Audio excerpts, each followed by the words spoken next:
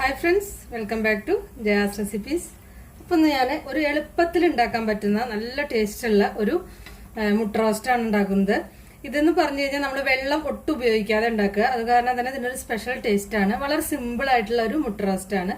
നമുക്ക് ചപ്പാത്തിയുടെ കൂടിയും പൊറോട്ടയുടെ കൂടിയും എല്ലാറ്റിനും കൂടി കഴിക്കാൻ പറ്റിയ നല്ലൊരു എളുപ്പം ഉണ്ടാക്കാൻ പറ്റുന്ന ഒരു മുട്ട റോസ്റ്റ്. അപ്പം നമുക്ക് എങ്ങനെ ഉണ്ടാക്കുന്നത് നോക്കാം. അപ്പം നമ്മളിതിൽ കുറേ അങ്ങനെ മസാലയൊന്നും യൂസ് ചെയ്യാതെ തന്നെ നമുക്ക് നല്ല ടേസ്റ്റുള്ള മുട്ട റോസ്റ്റ് ഉണ്ടാക്കാം. അപ്പം അതിന് വേണ്ടിയിട്ട് ഞാൻ കടായിൽ വെളിച്ചെണ്ണയാണ് ഒഴിച്ചിരിക്കുന്നത്. അപ്പം അതിൽ വെളിച്ചെണ്ണ തന്നെയായിരിക്കും കൂടുതൽ ടേസ്റ്റ്. അപ്പം അതിന് വേണ്ടിയിട്ട് ഒരു 5-6 മീഡിയം സൈസുള്ള സവാള, ഒരു 6 എണ്ണം എന്തായാലും എടുത്തിട്ടുണ്ട് ഞാൻ.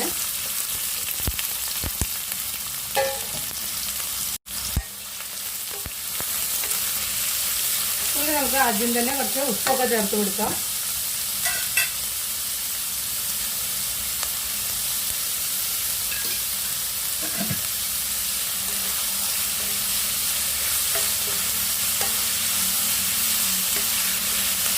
ഇതൊന്ന് ഫ്ലെയിം ഒന്ന് കുറച്ച് വെക്കാം. അപ്പം നന്നായിട്ടൊന്ന് വാടി വരും.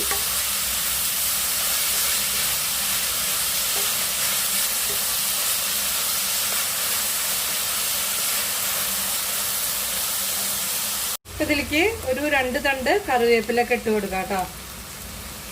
അപ്പം ഞാൻ എൻ്റെ കയ്യിലുള്ളത് വെച്ചിട്ട് ഇടുന്നത്.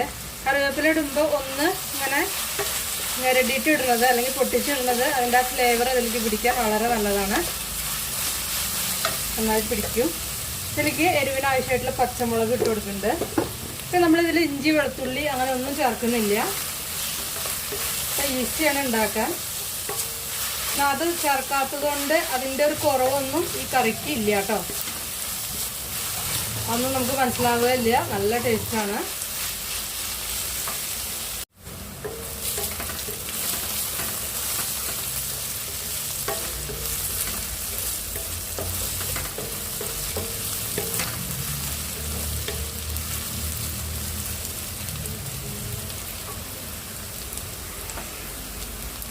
ഇതാ സവാള നന്നായിട്ട് വഴന്നു വന്നിട്ടുണ്ട്. അപ്പൊ ആ കളറൊക്കെ ഒന്ന് മാറിയിട്ടുണ്ട്. അപ്പൊ ഇത്രയും മതി. ഇതിലേക്ക് നമുക്ക് പൊടികൾ ചേർത്ത് കൊടുക്കാം.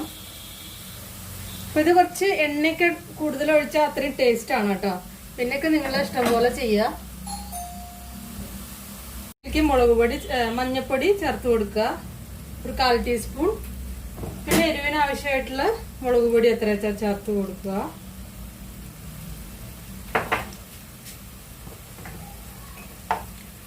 മല്ലിപ്പൊടി ചേർക്കുക. ഞാനിപ്പോൾ ഇത് ടീസ്പൂണല്ല, ടീസ്പൂണിനേക്കാൾ വലുതാണ്. അതിൽ കുറച്ച് നിറച്ചും ചേർക്കുന്നുണ്ട് കേട്ടോ. ഞാനിതൊന്നും ഇങ്ങനെ കണക്ക് നോക്കിയിട്ടല്ല ഈ കറിയൊന്നും ഉണ്ടാക്കാറ്.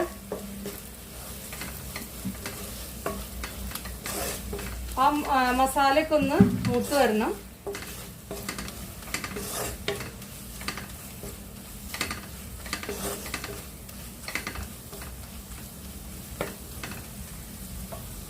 മല്ലിപ്പൊടി ഒരു 1.5 മുതൽ 2 ടീസ്പൂൺ വരെയൊക്കെ ഇടാം കേട്ടോ.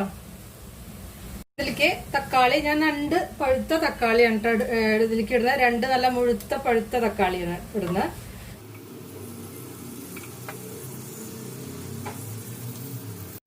ഞാൻ ചേർക്കുന്നത് നല്ല പൾപ്പി ആയിട്ടുള്ള തക്കാളിയാണ്.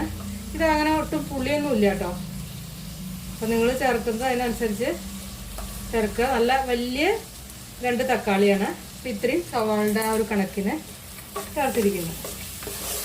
ഇതെല്ലാം കൂടി നന്നായിട്ട് മിക്സ് ചെയ്യുക. തക്കാളി ഒന്ന് കുക്കാവണം. ഇത് നമ്മൾ ഒട്ടും വെള്ളം ഒഴിക്കില്ല. വെള്ളം ഒഴിച്ചാൽ അതിൻ്റെ ആ ടേസ്റ്റ് മാറിപ്പോകും.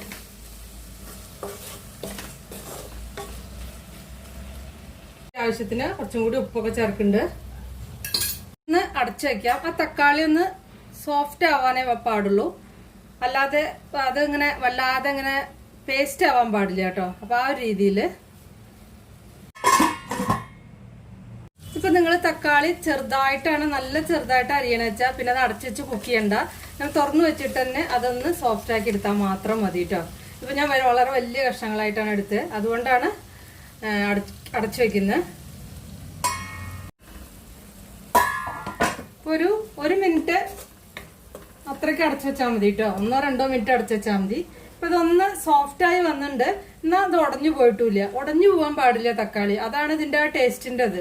ഉടഞ്ഞു പോയി കഴിഞ്ഞാൽ നമ്മൾ ആ വിചാരിച്ച ടേസ്റ്റ് കിട്ടില്ല. കഴിക്കുകയൊക്കെ ചെയ്യാൻ പ്രശ്നമൊന്നുമില്ല. അപ്പൊ നിങ്ങൾ ചെറുതായിട്ടാണ് അരിഞ്ഞ് തക്കാളി അടച്ചു വെക്കുകയേ വേണ്ട, തുറന്നു വെച്ചിട്ട് തന്നെ കുക്ക് ചെയ്താൽ മതി. ഓക്കെ, ഇനി ഇതിന് ഒന്ന് അതിന്റെ റോ ടേസ്റ്റ് ഒക്കെ ഒന്ന് മാറിയിട്ട് എണ്ണ ഒന്ന് തെളിയട്ടെ. ഒന്ന് തുറന്നു വെക്കാം കുറച്ചു നേരം, ഒരു 2-3 മിനിറ്റ് ഒന്ന് തുറന്നു വെക്കാം. അപ്പൊ ഇതിന്റെ റോ ടേസ്റ്റ് ആ പച്ചമുളകൊക്കെ ഒന്ന് മാറിയിട്ടുണ്ട്. ഇതിലേക്ക് ആവശ്യമായിട്ടുള്ള ഗരം മസാല എത്രയാണെന്ന് വെച്ചാൽ കുറെ ഗരം മസാല ഒന്നും ഇതിലേക്ക് വേണ്ട, കുറച്ച് ഗരം മസാല ഇട്ട് കൊടുക്കുക. നിങ്ങൾക്ക് എത്ര വേണ്ട വെച്ചാൽ ഇട്ടോളൂ കേട്ടോ. 1/4 ടീസ്പൂണോ 1/2 ടീസ്പൂണോ അതിലും കൂടുതലൊന്നും എന്തായാലും വേണ്ട.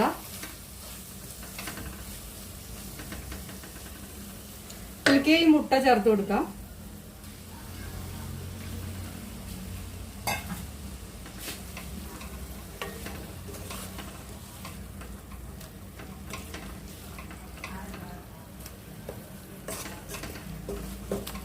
ഇങ്ങനെ പൊതിഞ്ഞ് ഇരിക്കണ തക്ക വിധത്തിൽ വേണം ഇത് ഉണ്ടാക്കാൻ. മുട്ടയില്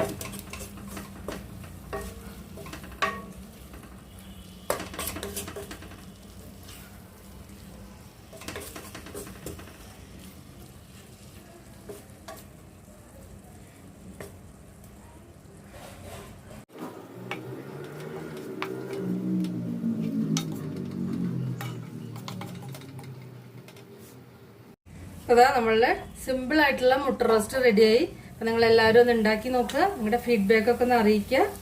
അപ്പൊ ഇതിന് മീതെ കുറച്ച് കറിവേപ്പില, പച്ച കറിവേപ്പില തൂവി കൊടുക്കാം കേട്ടോ. എൻ്റെ കയ്യിൽ ഇപ്പം ഇല്ലാത്ത കാരണമാണ്.